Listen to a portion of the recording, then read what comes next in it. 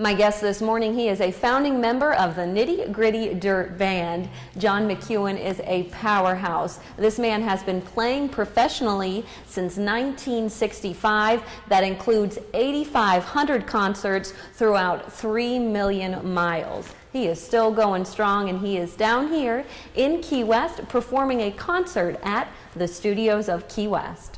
John, it is such a pleasure to have you on the show. Thank you for sitting down and talking with me today. I hope I didn't embarrass you too much with the introduction. Just 8,500, it's more than that, and 3 million miles, it's probably more than that.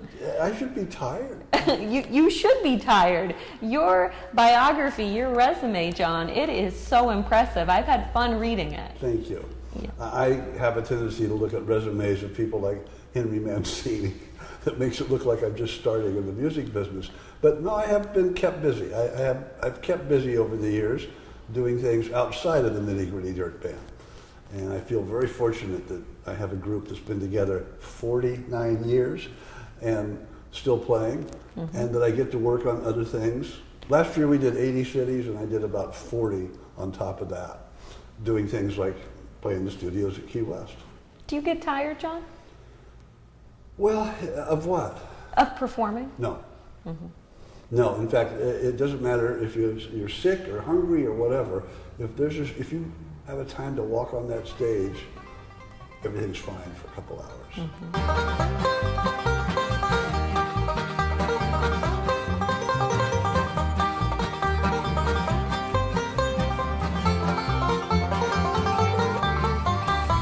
You know, that's what you spent 20 hours of your day getting to. So you better make it the best part of your day. Is performing the same as it was 45 years ago, John? Well, for me, it's gotten better. I can do things that are better. I don't know if what level I am in other people's minds, but in my own, for what I do, with what I do, I'm the best I've been. And that's what's really fun about doing it. I can't sit home in my living room and go, hey, listen to this. Or, did you hear the one about, you know, because a lot of what I do is storytelling about what we have all gone through. Not you. You're kind of younger than me.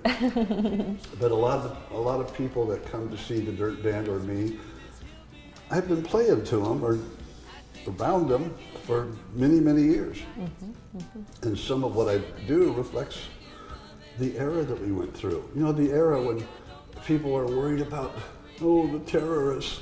But I'm sorry, when I was in school for 12 years, I was told every week we have 45 minutes before the nuclear bomb goes off within 10 miles of here, and we have to get under our desk and cover the back of our neck, and if we're not nuclear toast during this test, we get a cookie. 12 years of that in school. So that's what a lot of people from my generation went through. Things like Vietnam, but the music is what brought us through. And that's what I try to bring to the stage. It's how wonderful everything is, and how the music puts us together in some kind of strange circle.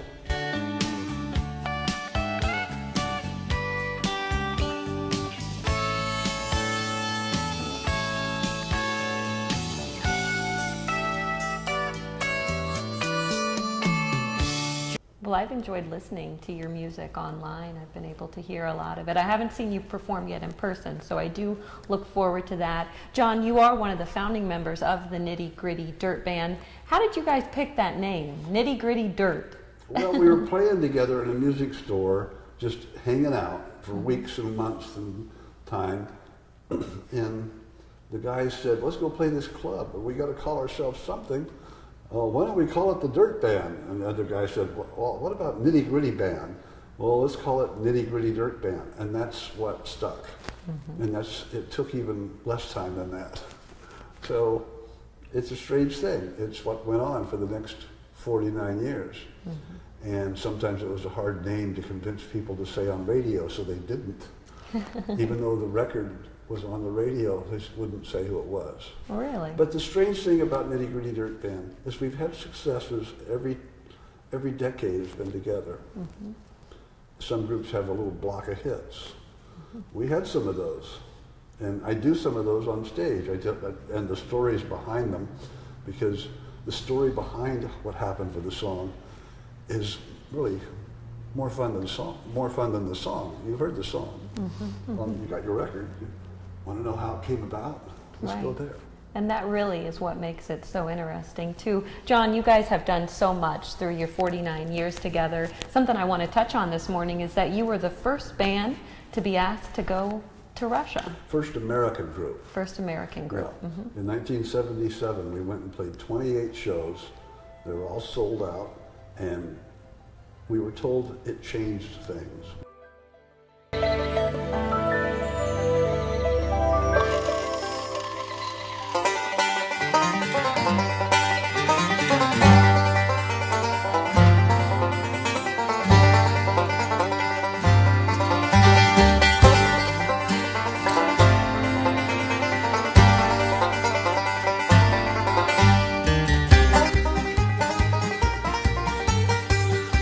Changed is they didn't allow an American group in for another 7 years because it went so well. It was illegal to stand up at a concert in Russia. People were on their feet. They were rushing the stage. They were bringing flowers up. I remember Arena, one of the Communist Party people that was involved with running the tour. You boys, when you get to Leningrad, they will be much more respectful. You will get an encore most likely, but not like in Armenia or in Riga. Those people, they're just crazy. Well, we were coming off stage after the third encore, and soldiers had run up on stage to play with Jeff on the guitar, girls giving the bass player kisses, and Arena's in the wings going, I never thought in Leningrad. Oh, what's happening? You know. Wow. So it was really exciting. Oh, they'd never seen American music live.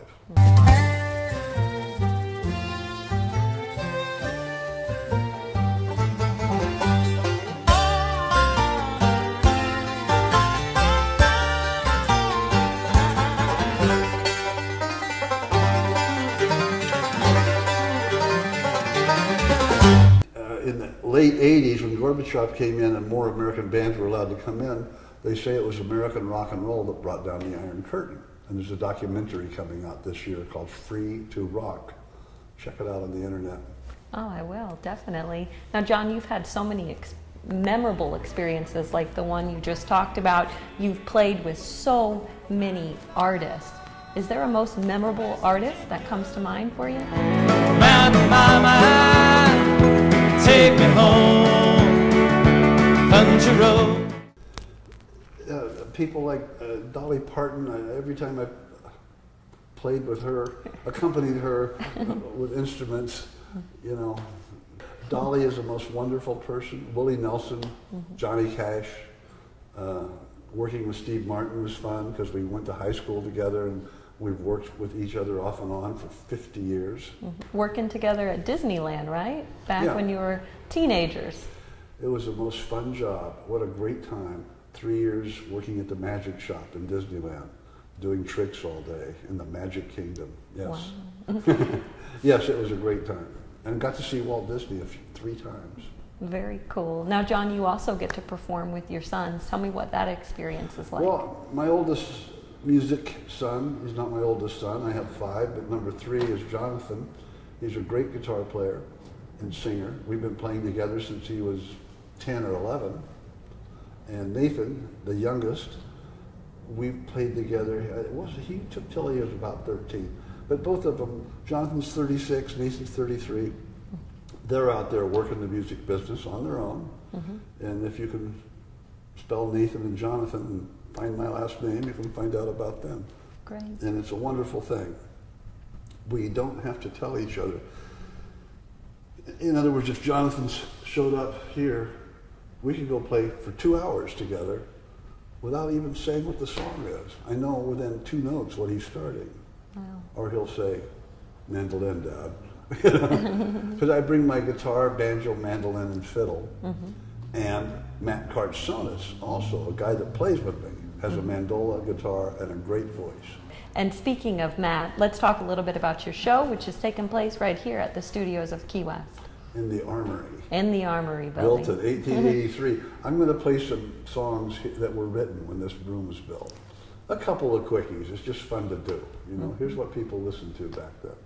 I'll be playing some of my favorite dirt band music from the 70s, a couple songs from the 80s, bluegrass, some blues, some funny songs.